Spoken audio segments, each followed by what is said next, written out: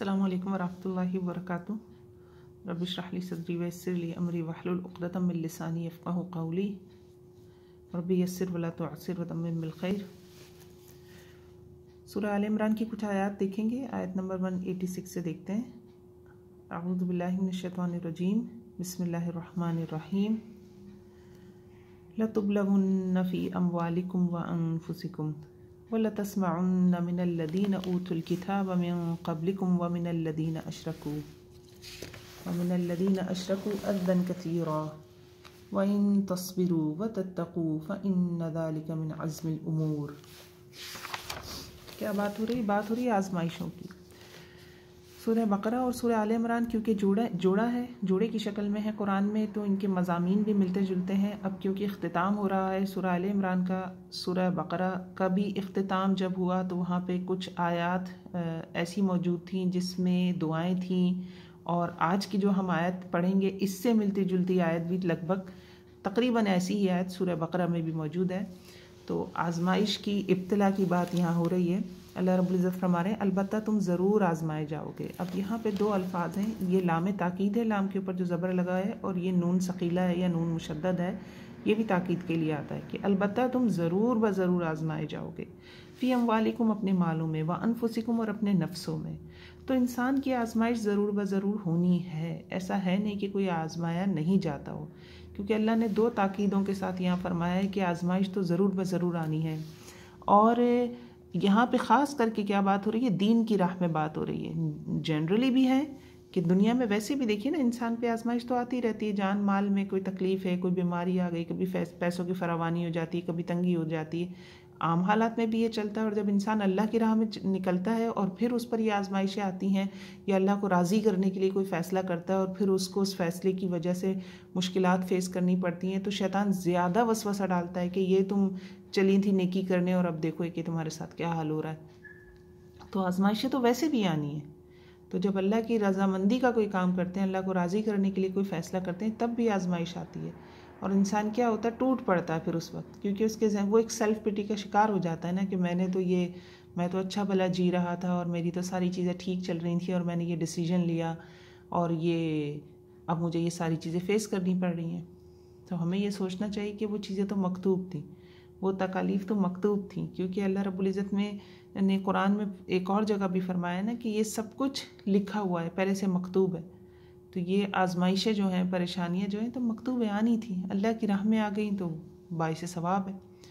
تو اللہ رب العزت فرما رہے ہیں البتہ ہم ضرور بضرور آزمائیں گے تم کو، تمہاری مالوں میں، تمہاری جانوں میں۔ وَلَا تَسْمَعُنَّ مِنَ الَّذِينَ أُوتُوا الْكِتَابَ مِنْ قَبْلِكُمْ وَمِنَ الَّذِينَ أَشْرَكُوا۔ اور اب کیونکہ یہاں صحابہ کرام اور آپ صلی اللہ علیہ وسلم مخاطب ہیں، البتہ تم ضرور سنو گے ان لوگوں سے جو دیے گئے کتاب، یعنی یہود اور نصارہ، تم سے پہلے جو کتاب دیے گئے، وَمِنَ الَّذِينَ أَشْرَكُوا، اور ان لوگوں سے جنہوں نے شرک کیا، یعنی ان کی باتیں بھی تمہیں سننی پڑیں گی۔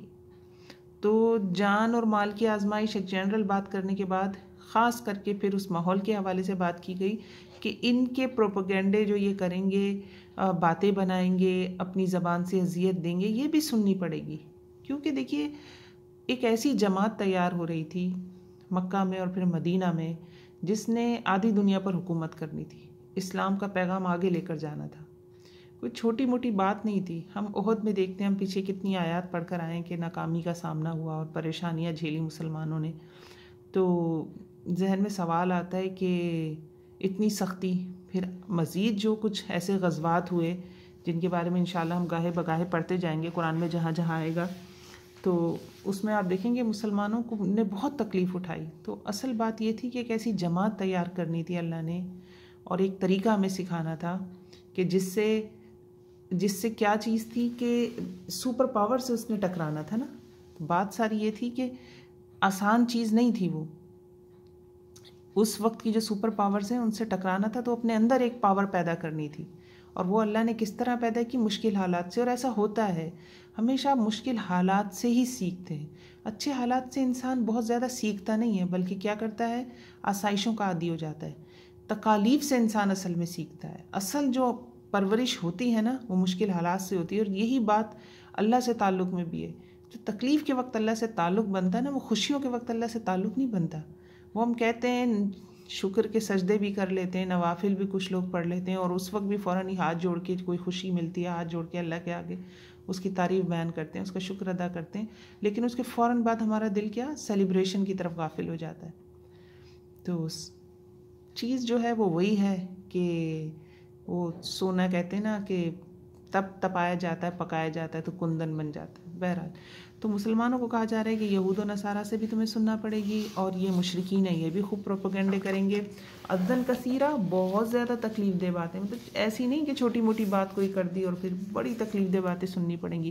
وَإِن تَصْبِرُوا، تو اب عمل کیا ہے، کرنے والا کام کیا ہے ان پروپیگنڈوں سے بچنے کا، اور جو ہم پہ مصیبتیں اور پریشانیاں آتی ہیں ان کا علاج کیا ہے، تصبروا، صبر، وتتقوا، اور تقوی، یعنی یا تو چپ ہو جائیں، یا اگر بولیں تو تقوی کے ساتھ بولیں، یعنی چپ ہو گئے یا تو صبر کر لیں، برداشت کر جائیں، اور برداشت نہیں کرنا، بولنا ہے کچھ تو وتتقوا، تقوی اختیار کریں۔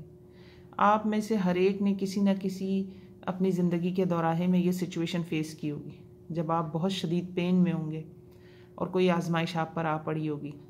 تو میں بھی اپنے آپ کو دیکھوں اور آپ بھی دیکھیں، کیا ہم نے یہ 2 فارمولے استعمال کیے؟ اگر نہیں کیے تھے تو فیوچر میں، آج ہمیں اللہ بتا رہا ہے فیوچر کے لیے، اس کو وہ کہتے ہیں نا پلو سے باندھ لینے والی بات ہے کہ کیا کریں، صبر اور تقوی، یا تو چپ کر جائیں، صبر کر جائیں، برداشت کر جائیں، روک لیں اپنے آپ کو، نیگیٹو ری ایکشن سے روک لیں۔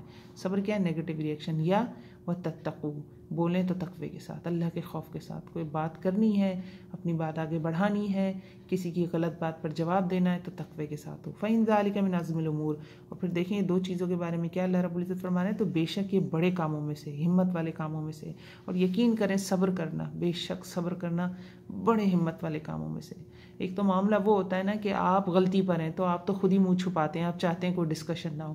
کبھی سچویشن یہ بھی بنتی ہے کہ آپ غلطی پر نہیں ہوتے، اور پلس آپ کے پاس اختیار بھی ہوتا ہے بولنے کا، سچویشن ایسی ہوتی ہے کہ آپ بول سکتے ہیں، لوگ سننے کے لیے تیار ہیں، آپ بولیں، لوگ بلکہ آپ کو کہتے ہیں کہ بولیں، آپ بات کریں، آپ بات کیوں نہیں کرتی، اور اس وقت رک جانا یا تقوی اختیار کر لینا، واقعی یہ بہت بڑی ہمت کے کاموں میں سے ہے۔ ہم پر جب کوئی مصیبت آتی ہے ہم تو بل پڑے جا رہے ہوتے ہیں، ہم تو ابلنے والا ہماری کیفیت ہوتی کہ ہمارے ساتھ ہوا کیسے، یہ ہمارے ساتھ کر کیسے دیا۔ یہ کوئی میں کسی اور کی بات نہیں کر رہی، آپ کی، میری، اپنی، ہم سب کی بات ہے یہ، کہ صبر و تقوی والے لوگ تو آٹے میں نمک کے برابر ہیں، ڈھونڈنے سے ملتے ہیں، ایسے نہیں مل جاتے۔ تو صبر و تقوی 2 فارمولہ اللہ نے دیا ہمیں، اور یہ اس وقت بھی صحابہ کرام نے بڑی تکالیف جھیلی، بہت پروپیگنڈے برداشت کیے۔ اس سے بڑی کیا تکلیف دہ بات ہوگی کہ حضرت عائشہ پہ بہتان لگایا گیا، منافقین نے لگایا، مدینے میں باتیں ہوتی رہیں، آپ صلی اللہ علیہ وسلم اتنے پریشان تھے ذہنی طور پر۔ سوچیں نا، ان کی سب سے زیادہ ان کی وہ بیوی جن سے وہ سب سے زیادہ محبت کرتے تھے، ان پر بہتان لگا ہوا ہے۔ پھر حضرت عائشہ کو جب پتہ چلا رضی اللہ تعالیٰ عنہ، تو وہ کتنی تکلیف سے گزری، مطلب پوری رات وہ روئیں، اور کس طرح جو صحابہ کرام تھے ان کا کیا حال تھا، ان کی کیا کیفیت تھی، یہ سب منافقین کا اٹھایا ہوا پروپیگنڈا تھا۔